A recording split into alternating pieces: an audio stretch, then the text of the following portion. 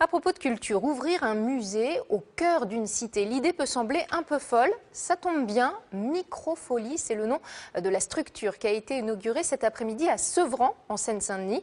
À la fois lieu d'exposition, de création et de spectacle, il a pour mission d'amener la culture là où on ne l'attend pas forcément. Mathieu Caillot, Emmanuel Hunsinger. Revisiter Kandinsky en 3D. Voici l'une des possibilités qu'offre cet écran géant dernier cri à disposition des habitants de Sevran.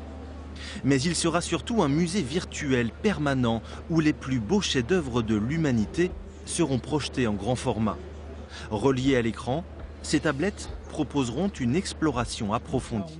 L'application fonctionne dans plusieurs modes. Il y a un mode en libre accès visiteur, les gens piochent un peu dans le film comme ils ont envie, et un mode avec un instituteur, un conférencier, quelqu'un d'une association qui peut sur internet préparer sa playlist, choisir les œuvres dont il va parler et venir avec un groupe. Il aura réservé au préalable un créneau et parler précisément des œuvres dont il a envie.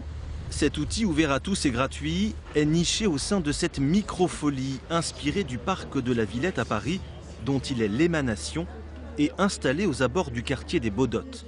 Le but, faire venir la culture au cœur de la cité. 9 musées sont déjà partenaires.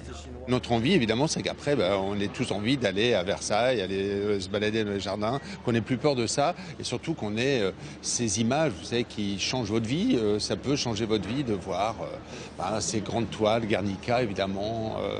Les mettre en contact là, pile où les gens habitent, en fait. La microfolie est aussi une scène de spectacle et un Fab Lab en cours d'installation.